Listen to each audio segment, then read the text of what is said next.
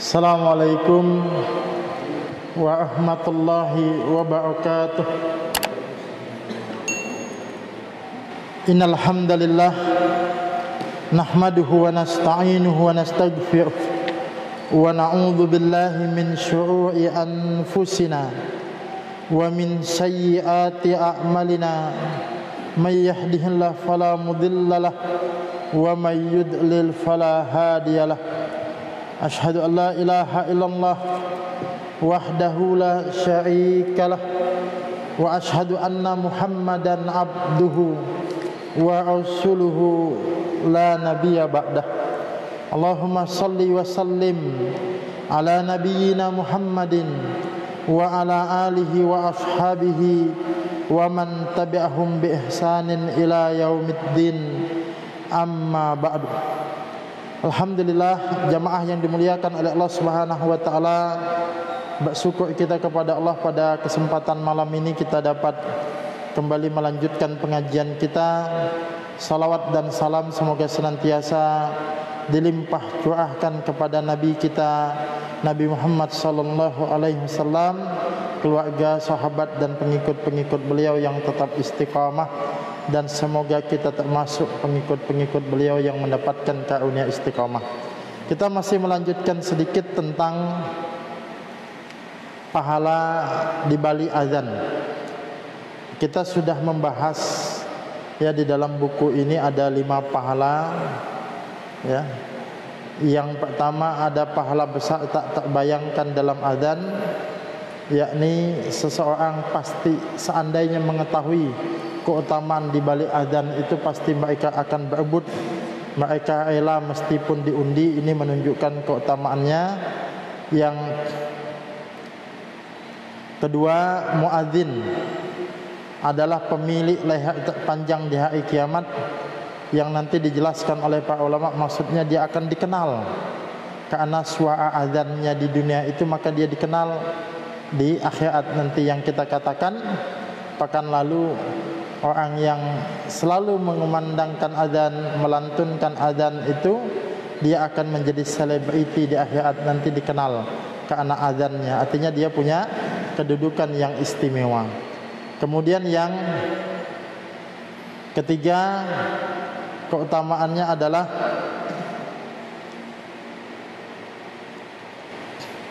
muadzin diampuni dosanya. Orang yang berazan, azan itu mengumandangkan azan salah satu dari sebab atau merupakan amalan-amalan penggugur dosa. Kan ada beberapa amalan yang menjadi sebab diampuninya dosa, salah satunya adalah di azan ini. Kemudian yang keempat, mendapatkan pahala orang yang sholat bersamanya. Jadi kalau seseorang mengumandangkan azan, lalu ada yang datang memenuhi panggilan azannya tersebut, maka dia mendapatkan pahala atas orang yang mengerjakan salat tadi. Yang kelima, Allah bangga terhadap orang yang azan untuk salat meskipun sendirian. Ini juga menjadi penegas bahwa tetap disunnahkan salat, disunahkan azan meskipun kita hanya salatnya sendirian. Nah, dari kelima yang kita bahas itu menjelaskan keutamaan muadzin, orang yang mengumandangkan azan. Nah, istimewanya azan ini ternyata yang bakal mendapatkan pahala itu bukan cuma yang mengumandangkan azan. Kan yang mengumandangkan azan satu, sedangkan jamaah banyak. Lalu jamaah dapat apa? Maka pahala yang ke-6 dan ke-7 ini menyebutkan tentang pahala bagi yang mendengarkan azan. Maka yang ke-6 di sini dikatakan adalah pahala menjawab azan. Jadi menjawab azan itu ada keutamaan, ada pahalanya sendiri. Nah, ini disebutkan di sini ya, nanti kita kutip hadisnya lebih lengkap. Dalam hadis dari Umar bin Khattab, Rasulullah sallallahu alaihi wasallam mengajarkan apabila mendengar azan hendaklah menjawab sama dengan apa yang diucapkan muadzin. kecuali hayya 'alas shalah dan hayya 'alal falah. Maka jawabannya adalah la haula wala quwwata illa billah. Beliau juga menerangkan jika itu dilakukan dengan hati yang khusyuk ada jaminan masuk surga. Nah, jadi ada hadis nanti yang menerangkan kepada kita bahwa kita itu disunahkan, bagi yang mendengarkan azan disunahkan untuk menjawab ya, sesuai apa yang dikumandangkan oleh muadzin, kecuali pada kalimat ya hayya 'alas shalah dan hayya 'alal falah, maka di situ kita menjawab la haula wala quwwata illa billah. Dalilnya yang pertama ya, dalilnya hadis riwayat Imam Bukhari dan Muslim. Ini hadis umum juga. Hadis umum dulu ya kita bacakan dari Abu Sa'id bahwa Nabi sallallahu alaihi wasallam bersabda, "Idza sami'tumun nida," apabila kalian mendengarkan panggilan azan. An-nida itu panggilan, maksudnya panggilan azan. Faqulu, maka ucapkanlah misla ma yaqulul muadzin, maka ucapkanlah semisal atau sama dengan apa yang diucapkan oleh muadzin. Ini hadis umum. Ya, jadi apa yang diucapkan muadzin nanti kita tiukan, kita ucapkan. Nah, itu hadis yang pertama. Kemudian di sini disebutkan juga apabila muadzin mengucapkan hayya 'alas shalah, hayya 'alal falah, maka hendaklah yang mendengarnya mengucapkan la haula wala quwwata illa billah. Ya, tidak ada daya upaya dan tidak ada kekuatan illa billah, kecuali daya upaya dan kekuatan milik Allah Subhanahu wa taala. Hadisnya tadi yang sempat kita singgung, hadis riwayat Umar bin Khattab, ia berkata bahwa Rasulullah sallallahu alaihi wasallam bersabda, idza qala al-muadzin, apabila muadzin itu berkata, maksudnya mengumandangkan Allahu akbar, Allahu akbar, faqala ahadukum Allahu akbar, Allahu akbar, maka jawablah, ucapkanlah salah seorang dari kalian mengucapkan Allahu akbar, Allahu akbar. Maka di antara kalian itu juga mengucapkannya Allahu akbar, Allahu akbar. Ya, jadi ucapan yang sama. Summa qala asyhadu an la ilaha illallah. Kemudian apabila ia mengucapkan asyhadu an la ilaha illallah, qala asyhadu an la ilaha illallah, maka jawab juga asyhadu an la ilaha illallah. Sama. Summa qala asyhadu anna Muhammadan Rasulullah. Apabila dia mengucapkan asyhadu Muhammadan Rasulullah, sama qala asyhadu anna Muhammadan Rasulullah, ucapkan juga asyhadu anna Muhammadan Rasulullah. Summa qala, kemudian apabila muadzin itu mengucapkan hayya 'alas shalah, qala, kemudian ucapkanlah kata la haula wala quwwata illa billah. Summa qala hayya 'alal falah, qala la haula wala quwwata illa billah. Kemudian apabila dikatakan hayya 'alal falah, maka katakanlah la haula wala quwwata illa billah. Summa qala Allahu akbar, Allahu akbar. Kalau kemudian diucapkan Allahu akbar, Allahu akbar lagi, maka qala, ucapkan Allahu akbar, Allahu akbar. Summa qala la ilaha illallah, qala la ilaha illallah. Nah, begitu. Kemudian dilanjutkan min qalbihi dakhalal jannah. Siapa yang mengucapkannya ini berangkat dari dalam hatinya. Ya. Artinya dia mengucapkan ini betul-betul dijiwai ikhlas dalam hatinya. Dakhalal jannah, maka dia akan masuk surga. Nah, jadi ada beberapa faedah di balik hadis ini, jamaah yang dimuliakan oleh Allah Subhanahu wa taala. Pertama, kita menjawab ucapan muadzin itu dengan kalimat yang sama, kecuali pada kalimat hayya 'alas shalah dan hayya 'alal falah. Ya. Adapun hadis yang tadi itu sifatnya umum, dikhususkan oleh hadis ini. Hadis yang pertama tadi kan mengatakan idza sami'tumun nidaa faqulu mithla ma yaqulul muadzin. Apabila engkau mendengar panggilan azan, maka ucapkanlah seperti yang diucapkan oleh muadzin. Kalau ini umum, seolah-olah sama semua. Tapi di dalam hadis ini dikhususkan untuk hayya 'alas shalah dan hayya 'alal falah itu diucapkan, dijawab la haula wala quwwata illa billah. Nah, kemudian yang kedua faedah dari hadis ini, ternyata menjawab seruan muadzin, menirukan ucapan muadzin itu ada fadilah sendiri. Ya. Idza qala, tadi kalau kita gabung hadisnya, idza qala min qalbihi dakhalal jannah, apabila dia mengucapkan kalimat-kalimat yang kita sebutkan tadi, berangkat dari dalam dasar hatinya, maka dia akan masuk surga. Ya, jadi yang menjadi garis bawah juga di sini adalah min qalbi. Jadi bentuk zikir kita itu mesti berangkat di dalam hati kita. Jadi ketika kita mengatakan Allahu Akbar itu memang di dalam hati kita menjiwai itu. Ya, jangan sampai kita teriak Allahu Akbar, tapi sebenarnya di dalam hati kita ini masih banyak yang lebih besar. Mungkin dunia kita yang besar, mungkin pangkat jabatan yang besar. Itu artinya tidak berangkat dari dalam hatinya.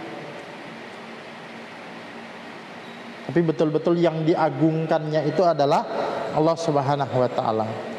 Begitu juga ketika dia mengatakan asyhadu alla ilaha illallah, aku bersaksi bahwa tidak ada ilah yang berhak untuk disembah. Maka betul-betul di dalam hatinya itu ada la ilaha illallah. Artinya dia memurnikan tauhidnya kepada Allah. Jangan sampai lisannya mengucapkan asyhadu alla ilaha illallah, tapi di dalam hatinya masih ada tadi keyakinan-keyakinan syirik. Atau jangan sampai kemudian dia mengucapkan asyhadu alla ilaha illallah, tapi pada saat yang sama dia masih dekat dengan ritual-ritual kesyirikan. Masih percaya benda-benda keramat, masih percaya kepada dukun, masih percaya kepada jimat. Ya. Kalau dagang masih pakai pesugihan, penglais dan lain sebagainya. Ya. Ini tidak berangkat dari dalam hati. Begitu juga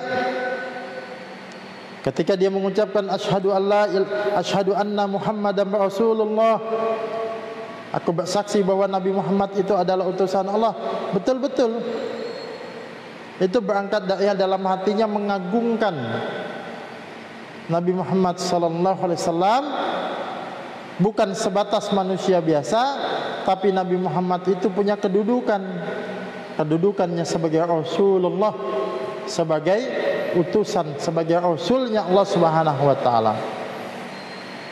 Maka paling tidak ada 4 konsekuensinya ketika kita mengakui Nabi Muhammad itu sebagai utusan Allah. Maka ada 4 paling tidak. Yang pertama adalah membenarkan apa saja yang dikabarkan oleh Nabi. Jadi kalau ada hadis-hadisnya, apalagi kita mengetahui hadis itu sahih, kita benarkan hadis itu. Baik itu tentang cerita-cerita masa lalu ataupun kondisi-kondisi pada masa mendatang. Sekalipun mungkin bagi sebagian orang hal-hal tersebut tidak masuk akal. sebenarnya saya katakan bukan tidak masuk akal, tapi akal kita yang belum nyampe untuk memahami itu. Maka perlu banyak belajar. Sebab di dalam agama kita ini tidak ada yang bertentangan dengan akal sehat.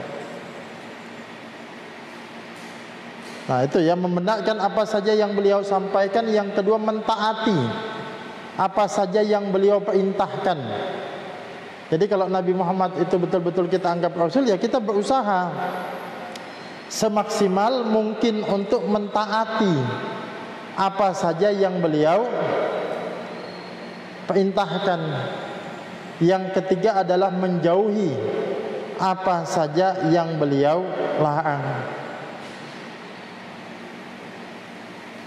Yang keempat adalah tidak beribadah kecuali berdasarkan dengan apa yang telah beliau syariatkan.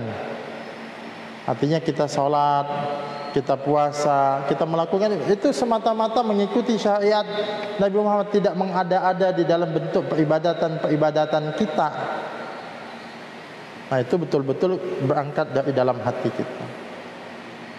Begitu juga ketika kita menjawab tadi hayya 'alas shalah, hayya 'alal falah, tadi menjawabnya dengan la haula wala quwata illa billah. Tidak ada daya upaya dan kekuatan, hanya milik Allah Subhanahu wa taala.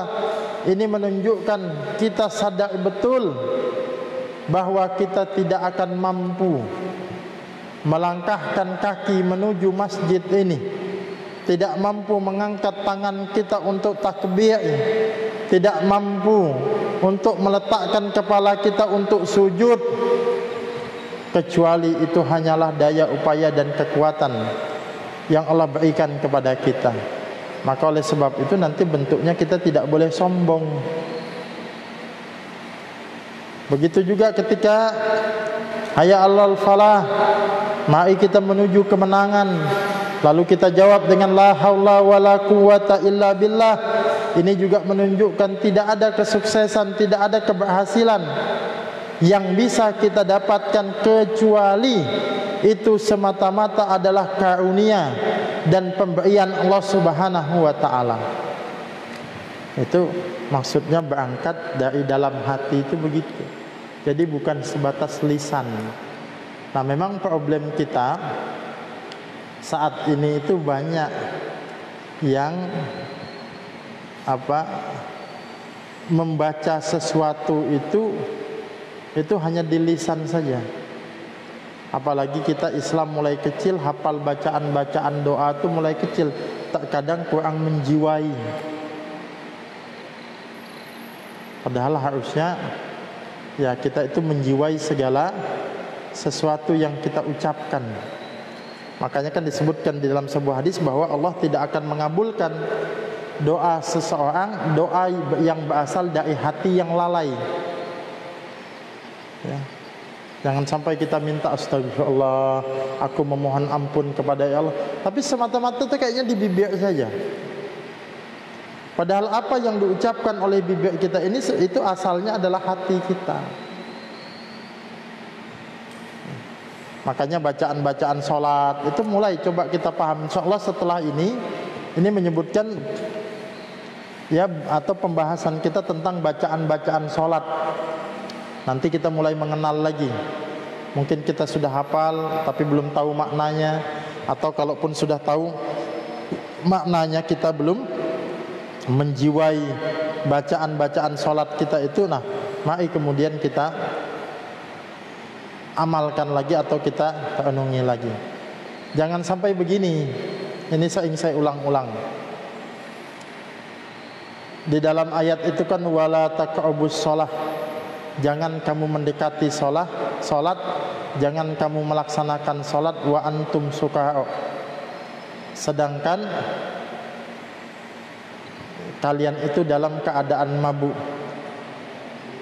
Hatta ta'lamuna ma taqulun, sampai kalian itu ya, hatta ta'lamu ma taqulun, sampai kalian itu mengetahui apa yang kalian ucapkan. Gini, Orang mabuk itu dilarang sholat. Kenapa dilarang sholat? Karena orang mabuk itu tidak paham apa yang dia ucapkan. Makanya mereka boleh nanti sholat atau sah sholat mereka itu kalau sudah tidak mabuk lagi. Kalau dalam keadaan mabuk, dia tidak mengerti apa yang dia ucapkan. Nah, singkatnya, orang mabuk itu tidak mengerti apa yang mereka ucapkan. Nah, jangan sampai kita yang tidak mengerti ucapan sholat ini kayaknya seperti orang mabuk. Maka oleh sebab itu pelan-pelan harus kita belajar memahami bacaan sholat kita. Sekalipun mungkin kita tidak pandai bahasa Arab, tapi paling tidak inti yang kita pinta di dalam sholat kita itu kita paham. Ya, itu memang harus begitu. Nah, kemudian jamaah yang dimuliakan oleh Allah Subhanahu wa taala, lalu muncul pertanyaan. Kalau tadi di dalam azan kita menjawab sama dengan ucapan muadzin, kecuali hayalal shalah dan hayalal falah dijawab dengan la haula wala quwata illa billah. Nah, pertanyaannya kemudian adalah bagaimana dengan kalimat kalau di azan subuh, as-salatu khairum minan naum? Itu jawabannya bagaimana? Ya. Nah, tentu kita kembalikan kepada dalil. Kan ada nanti yang menjawab itu sodaqta wa bara'ta, engkau benar dan engkau telah berbuat baik. Ternyata untuk menunjang ini tidak ada hadis yang sahih tentang itu.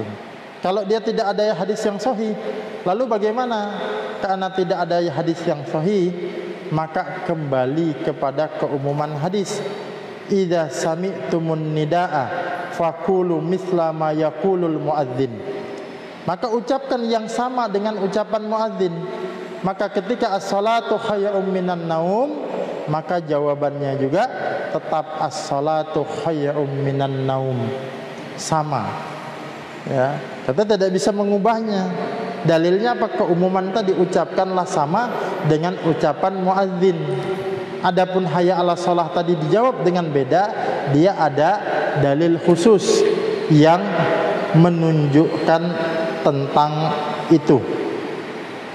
Nah, itu keutamaan. Jadi kalau kita bahas dalam konteks buku Thariqus Shalihin ini, apa pahala di balik menjawab azan? Nah, maka jawabannya pahala di balik menjawab azan adalah barang siapa yang mengucapkannya ikhlas dari dalam hatinya atau berangkat dari dalam hatinya, maka dia akan masuk ke dalam surga. Nah, itu ya.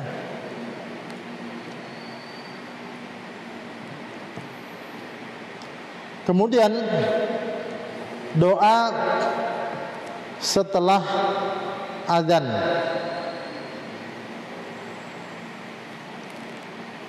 Ya, doa setelah azan. Nah, jadi kalau tadi setiap jawaban saat azan itu berkumandang, di sela-selahnya kita menjawab.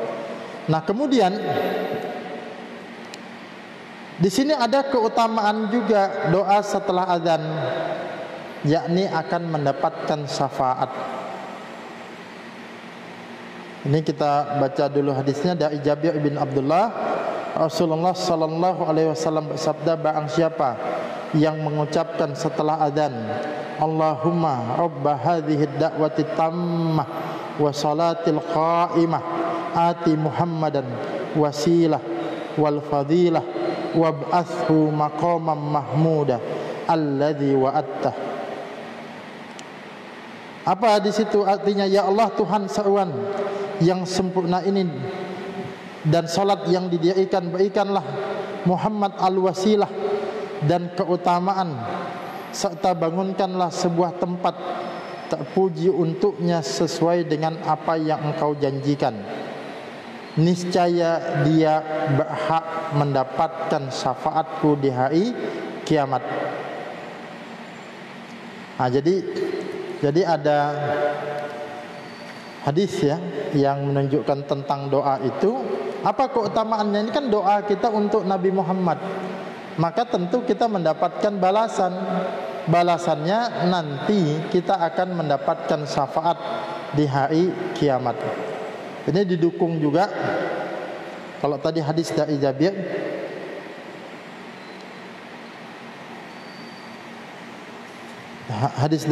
ini ada hadis dari Abdullah bin Amr. Idza sami'tumul muadzin, apabila kalian mendengarkan seorang muadzin mengumandangkan azannya, faqulu misla ma yaqul, maka ucapkanlah seperti apa yang dia ucapkan. Summa sallu alayya, kemudian bersalawatlah untuknya. Summa sallu alayya, ini kan perkataan Nabi, maka bersalawatlah untukku, kepadaku, kata Nabi. Fa innahu man shalla alayya salatan sallallahu biha alaihi asy'an, sesungguhnya siapa saja yang menyampaikan salawat kepadaku 1 kali, niscaya aku akan bersalawat untuknya 10 kali. Summa sallallahu lil wasilah fa innaha manjilatun fil jannah la tanbagi illa li abdin min ibadillah fa arju an akuna ana huwa faman sa'alallahu lil wasilata hallat alaihi safa'ah. Lalu mohonkanlah wasilah kepada Allah untukku, sesungguhnya ia merupakan sebuah kedudukan di surga yang tidak layak kecuali bagi seorang hamba dari hamba-hamba Allah, dan aku berharap akulah orangnya. Barang siapa memohonkan wasilah kepada Allah untukku, sesungguhnya dia berhak mendapatkan syafaat. Jadi di dalam hadis ini, setelah kita mendengarkan muadzin mengumandangkan adzannya, paling tidak ya ada 2 hal yang harus kita lakukan. Yang pertama adalah bersalawat untuk Nabi. Yang kedua adalah memohonkan doa atau doa wasilah untuk beliau. Nah, lalu apa yang dimaksud dengan wasilah? Nah, wasilah itu seperti yang kita sebutkan dalam hadis Abdullah bin Amr tadi, Nabi menjelaskan dia adalah suatu kedudukan di surga yang hanya akan diberikan kepada salah satu dari semua hamba Allah, dan aku berharap akulah orang itu. Maksudnya Nabi ini yang akan mendapatkan wasilah, kedudukan istimewa ya, yang paling istimewa di antara manusia-manusia yang lain. Itu adalah Nabi, dan siapa yang memanjatkan doa untuk itu, maka apa? Maka dia akan mendapatkan syafaat. Apa sih syafaat itu? Syafaat itu gampangnya adalah pertolongan. Ya. Pertolongan termasuk di antaranya yang diizinkan untuk memberikan syafaat nanti di hari kiamat itu adalah Nabi Muhammad SAW untuk umatnya. Maka kan kita sering tuh, semoga nanti kita mendapatkan syafaat Rasulullah SAW di hari kiamat nanti. Nah, maka bagaimana caranya untuk mendapatkan syafaat? Salah satunya adalah tadi dengan bersalawat kepada beliau dan juga memohonkan doa, ya, wasilah untuk beliau. Nah, itu satu amalan yang menyebabkan nanti kita mendapatkan syafaat beliau di hari kiamat. Nah, maka karena sudah mengetahui ini bukan satu amalan biasa, ini ada keutamaan yang istimewa di balik ini, maka hendaknya lah kita bersungguh-sungguh, ya. Hendaknya kita bersungguh-sungguh di dalam tadi menjawab azan dan berdoa setelah azan tersebut. Nah, itu amalan bagi yang mendengarkan azan yang disebutkan di sini, sekaligus itu keutamaan yang ketujuh. Keutamaan yang keenam tadi keutamaan menjawab azan, sedangkan yang ketujuh adalah keutamaan doa setelah azan, yakni akan mendapatkan syafaat. Kalau pahala menjawab azan tadi, kita akan dimasukkan ke dalam surga kalau kita menjawab azan itu ikhlas, berangkat dari dalam hati kita, ya, min qalbihi, betul-betul itu adalah berangkat dari dalam hati kita. Nah, jadi ternyata dari sini dapat kita simpulkan bahwa yang mendapatkan keistimewaan azan itu bukan hanya muadzin, tapi mereka yang ikut mendengarkan azan lalu kemudian menirukan ucapan muadzin atau menjawab azan tersebut, lalu juga berdoa setelah azan itu, maka mereka inilah yang akan mendapatkan keutamaan dan keistimewaan. Nah, oleh sebab itu sekali lagi kita harus bersungguh-sungguh. Jadi di dalam Islam ini banyak sekali amalan-amalan yang, ya, boleh dikatakan yang praktis-praktis, yang simple-simple, yang sungguh sayang kalau kita lewatkan, di antaranya pahala yang terkait dengan azan ini. Nah, kalau di dalam Sahih Fikih Sunnah itu ditambahkan beberapa poin lagi, amalan-amalan yang bisa kita sebutkan berkaitan dengan azan ini. Kalau di dalam Sahih Fikih Sunnah ini judul yang disebut hal-hal yang disunnahkan bagi orang yang mendengarkan azan. Jadi hal-hal apa yang disunnahkan bagi orang yang mendengarkan azan? Yang pertama disebutkan di sini yang sudah kita bahas tadi, meniru atau mengikuti bacaan ucapan muadzin, ya, secara pelan-pelan selesai muadzin mengucapkannya. Di sini disebut pelan-pelan karena jangan sampai kita jadi suara backing vokalnya muadzin, Pak, ya. Nanti ada mic juga di situ, kan, azan, memandangkan azan juga. Maksudnya kita mengikuti itu dengan pelan. Kalau dia mengumandangkan azan Allahu Akbar, Allahu Akbar, kita pelan. Allahu Akbar, Allahu Akbar, mengikuti, begitu, ya. Nah, yang kedua, amalan bagi seorang yang mendengarkan azan tadi membaca salawat untuk Nabi sallallahu alaihi wasallam dan memohonkan wasilah bagi beliau ketika muadzin selesai. Nah, itu sudah kita bahas. Yang ketiga, di sini ada tambahan, mempersaksikan keesaan Allah dan kenabian Nabi Muhammad, ridho kepada Allah dan Rasulnya, serta ridho terhadap agama. Ini hadis riwayat Imam Muslim, Abu Daud, Tirmizi dan An-Nasa'i. Hadisnya dari Sa'ad bin Abi Waqqas. Rasulullah sallallahu alaihi wasallam bersabda, "Man qala hina yasma'ul muadzin." Barang siapa mengatakan ketika mendengarkan muadzin, "Wa ana asyhadu an la ilaha illallah wahdahu la syarikalah wa anna Muhammadan abduhu wa rasuluh, raditu billahi rabba wa bi Muhammadin rasula wa bil islami dina, ghufira lahu ma taqaddama min dambih."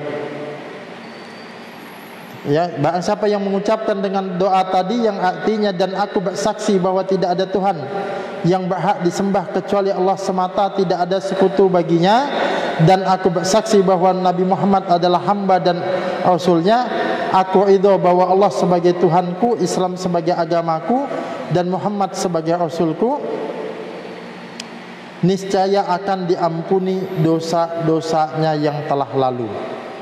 Nah, ini juga bisa menjadi tambahan doa kita setelah tadi setelah membaca doa yang umum tadi kan, ya, sampai alladzi wa'atta, sampai di situ boleh kalau kita ingin melanjutkan wa ana asyhadu alla ilaha illallah wahdahu la syarikalah wa asyhadu anna muhammadan abduhu wa rasuluh raditu billahi rabba wa bi muhammadin rasulah. Ini redaksinya sedikit berbeda dengan yang lain yang raditu billahi rabba wa bil islami dina. Kalau dalam ayat ini wa bi muhammadin rasulah wa bil islami dina, itu bisa menjadi tambahan doa. Sebab apa? Dengan membaca doa ini ada satu fadilah, satu keutamaan yang kita dapatkan, yaitu ghufirallahu ma taqaddama min dzambi, maka akan diampuni dosa-dosanya yang telah lalu. Nah, jemaah yang dimuliakan oleh Allah Subhanahu wa taala, ini juga termasuk di antara amal-amal yang bisa menggugurkan dosa kita atau menghapus dosa kita. Memang kita memahami manusia ini banyak bersalah.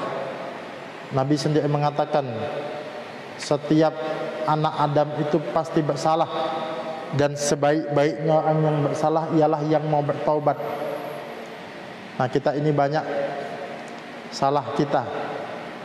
Bahkan termasuk kita yang rajin pengajian, yang rajin sholat juga yakin tidak akan luput dari yang namanya kesalahan, baik yang kita sengaja atau yang tidak kita sengaja. Maka harusnya yang paling kita harapkan di dalam hidup ini adalah dosa-dosa kita itu diampuni oleh Allah Subhanahu wa taala. Maka menjadi kebahagiaan terbesar bagi kita kalau seandainya kita menutup kehidupan kita ini, menyelesaikan waktu kita di dunia ini dalam keadaan kesalahan-kesalahan kita itu diampuni. Dan ternyata amalan-amalan di dalam Islam ini yang disunahkan, sehingga kita tidak perlu lagi mencari amalan-amalan yang lain, apalagi yang tidak disunahkan, ya. Cukup mengamalkan amalan-amalan yang disunahkan saja, itu sudah sangat banyak. Nah, salah satunya adalah doa tadi. Nah, jadi bisa dilanjut itu, ya. Setelah kita membaca doa yang biasa kita ucapkan, masih ada waktunya, itu masih kita doakan lagi, kita panjatkan lagi doanya. Nah, itu yang menjadi harapan kita, yang menjadi puncak kebahagiaan kita, kalau dosa-dosa kita itu diampuni. Makanya kita jangan sampai merasa bersih dari dosa, sehingga ada semangat tadi berburu ampunan. Bayangkan saja kita ini adalah makhluk yang penuh dosa, sehingga kalau ada amalan yang menjadi penghapus dosa, kita bersemangat. Saya sering mengatakan begini, kan kadang sebagian orang ada beberapa kasus dia masih belum siap ke masjid. Bahkan ada yang mengatakan aku ini masih kotor, maka belum siap dia untuk sholat, Pak. Mas, ya, ada yang begitu. Bahkan diajak pengajian, ndaklah aku ini banyak dosa, masih belum sanggup menghadap kepada Allah, katanya. Nah, padahal justru kita ini yang penuh dosa, kita ini yang banyak salah, terus rajin-rajin datang ke pengajian. Supaya apa? Kesalahan kita diampuni, kesalahan kita bisa diperbaiki, dosa-dosa kita diampuni. Jadi kadang ada yang mengatakan, sok suci. Enggak, kita ini justru merasa banyak salah. Makanya kalau bisa dosa-dosa kita ini kita minta diampuni, ditebus, menebus kesalahan kita gimana? Dengan amal-amal soleh, ya. Justru yang bahaya tadi, orang yang merasa dia bersalah, tapi dia tidak berupaya untuk memperbaiki kesalahannya, tidak berupaya untuk meminta ampun kepada Allah. Ini tipu daya setan, ya, subhatnya setan semacam itu. Justru kita ini kotor, justru kita ini penuh banyak dosa, maka kita mesti menghadap kepada Allah Subhanahu wa taala. Ini yang menjadi catatan penting bagi kita. Maka kita tidak boleh sombong, ya, apalagi sampai kita merasa ini ya, kayak apa, merasa bangga hati dengan amal-amal kita. Bisa jadi itu tidak menghasilkan pahala, tapi justru menghasilkan dosa, ya. Maka kapan seseorang itu merasa suci dari dosa, saat itulah dia berdosa. Makanya ada ungkapan itu, kalau kau tidak bisa bersaing dengan para alim, orang soleh dengan amal-amal mereka, paling tidak bersainglah kamu dengan ahli maksiat di dalam hal taubat, ya. Kadang-kadang kita ini mungkin perlu suatu saat betul-betul muhasabah.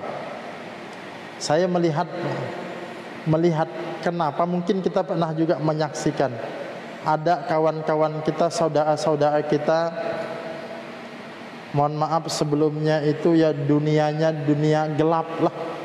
Gelap bukan karena mati lampu, bukan Pak, ya. Maksudnya masa lalunya tuh kelam. Tapi begitu dia sudah hijrah, sudah berubah, wah bukan main dia. Menjadi ahli tahajud, betul-betul menjiwai. Perubahannya tuh drastis. Bisa jadi di antaranya itu adalah sebab dia betul-betul merasakan penuh dosa, merasa bersalah. Ini yang kadang-kadang tidak semua kita yang hidupnya lempeng-lempeng aja, mulai dulu ya gini-gini aja lah gitu ya. Nah, tapi ini bukan berarti juga menjadi saran kalau gitu maksiat dulu baru supaya taubat, enggak ya. Nah, maksud saya kadang-kadang ada orang pendosa itu kalau dia bertaubat malah dia bisa menjiwai. Mungkin kalimat istighfarnya tuh bisa menjiwai. Kalau kita kan ya habis salamnya assalamualaikum warahmatullahi, assalamualaikum, astagfirullah, astagfirullah, mata kita kemana-mana. Kalau dia mungkin bisa jadi menjiwai. Nah ini maka memunculkan selalu perasaan bersalah, tanda kutip ya, perasaan bersalah, sehingga menuntut kita untuk minta ampun kepada Allah itu mesti ada di dalam diri kita. Nah kemudian disebutkan juga di dalam ini tambahan kita ya, di dalam Sahih Fikih Sunnah ini terkait ada anjuran, ada amalan bagi yang mendengarkan azan juga, yakni berdoa antara azan dan iqamah. Ya, jadi azan kemudian sebelum dikumandangkan iqamah, selain ada salat sunnah, ya, ada satu amalan, yakni amalan doa. Disebutkan di dalam hadis dari Anas bahwa Nabi SAW bersabda, ad-du'a'u la yu'addu bainal adani wal iqamah fad'u. Doa tidak tertolak antara adzan dan iqamah. Kata Nabi, berdoalah. Ya, berdoalah kita pada waktu itu. Nah, ini ada tambahan di sini. Kemudian dari riwayat Abdullah bin Amr juga bahwa ada seorang laki-laki berkata, wahai Rasulullah, sesungguhnya para muadzin mendapatkan keutamaan yang lebih banyak daripada kita. Nah tadi, kalau seperti kita tadi, kalau ngajinya minggu lalu aja, ini keutamaan muadzin aja yang didapat. Sementara kita mau azan juga, ya takutnya bukan orang banyak datang dia ke masjid protes gitu ya. Mungkin ndak nyaman didengar di telinga gitu. Atau kita juga merasa tidak pede. Lalu apa keutamaan yang bisa didapatkan? Masa muadzin aja? Apalagi kalau muadzinnya muadzin tetap, masa cuma dia aja? Nah, ternyata ini ada diwakili seorang sahabat yang bertanya kepada Nabi. Nah, perasaan kita ini diwakili sahabat itu tadi. Sesungguhnya para muadzin mendapatkan pahala lebih banyak dari kita. Ini kehebatan sahabat ya. Mereka itu kalau untuk pahala itu masa itu aja, kami gimana kan gitu. Maka Rasulullah sallallahu alaihi wasallam bersabda, kata Nabi, katakanlah sebagaimana yang mereka ucapkan. Jika engkau sudah selesai, mohonlah kepada Allah, niscaya engkau akan diberi. Ya. Kul kama yaqulun, ucapkan sebagaimana yang mereka ucapkan. Tadi sudah kita jelaskan. Fa idzan tahaita fasal tu'tah. Kalau engkau sudah selesai, sudah mengikuti ucapan muadzin itu, yang kedua yang harus kamu lakukan adalah meminta. Mintalah kepada Allah, berdoalah kepada Allah, niscaya engkau akan diberi. Artinya doa kita itu akan dikabulkan. Ya. Nah, jadi ternyata yang mendengarkan azan juga dapat fadilah, dapat keutamaan. Terakhir saya ingin menambahkan sedikit. Ini kadang-kadang terjadi larangan keluar masjid setelah azan dikumandangkan. Diriwayatkan dari seseorang, dia mengatakan, kami pernah duduk di masjid bersama Abu Hurairah. Muadzin mengumandangkan azan. Kemudian ada seorang laki-laki berjalan dari masjid untuk keluar. Abu Hurairah mengikutinya dengan pandangannya. Akhirnya orang itu keluar dari masjid. Maka Abu Hurairah berkata, adapun orang itu, dia telah bermaksiat kepada Abul Qasim, yakni Rasulullah sallallahu alaihi wasallam. Imam Nawawi mengatakan dalam hadis ini terkandung makna dibencinya makruh keluar dari masjid setelah azan dikumandangkan sampai solat wajib didirikan, kecuali karena ada uzur. Abu Malik, penulis Sahih Fikih Sunnah ini, mengatakan tidak boleh keluar dari masjid kecuali karena kepentingan mendesak seperti berwudu, mandi atau lainnya. Nabi sallallahu alaihi wasallam pernah keluar dari masjid padahal sudah dikumandangkan iqamah. Barisan shaf pun sudah diluruskan. Rasulullah mandi dan kembali lagi ke masjid. Ya. Kemudian Al-Hafidz Ibnu Hajar dalam Fathul Bari mengatakan disamakan hukumnya dengan orang junub adalah orang yang berhadas, orang yang mimisan, dan orang yang menahan buang hajat dan lain-lainnya. Demikian pula orang yang menjadi imam untuk masjid yang lain dan orang yang mempunyai kesibukan seperti dia. Jadi gini, secara umum kalau sudah dikumandangkan azan, jangan keluar masjid kecuali ada kebutuhan. Apalagi kita masih mendapati ada sebagian orang, misal kita mungkin sholat zuhur atau janjian dengan seseorang di dalam masjid, ya, ngobrol. Nah, begitu masuk waktu azan, sementara kita pengen sholat di masjid lain, atau ada keperluan, saya pengen sholat di sana aja. Nah, diupayakan jangan. Imam Nawawi mengatakan paling tidak hukumnya makruh.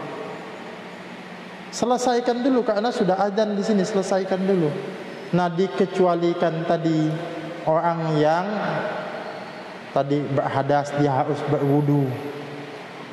Kemudian apalagi orang yang junub, dia harus mandi, atau dia ingin buang hajat, atau kalau mengatakan orang yang kebetulan bertugas imam di masjid lain, misalnya ada rapat di sini, ya, rapat mungkin imam-imam masjid di Lobakung ini dikumpulkan, rapat siang mulai ba'da zuhur panjang sampai asar ditutup dah adzan. Nah, dia keluar karena dia ditunggu di masjidnya itu, karena dia sebagai imam, maka itu tidak mengapa. Tapi tanpa ada kebutuhan jangan keluar dari masjid, ya. Nah, mungkin itu tambahan faedah kita, jamaah yang dimuliakan oleh Allah Subhanahu wa taala.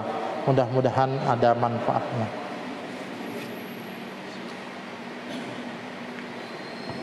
Insyaallah pada pekan mendatang kita membahas bacaan-bacaan di dalam sholat, ya, bukan sejak dari sisi fikihnya, tapi kita akan menyebutkan nanti tentang keutamaan di balik bacaan tersebut.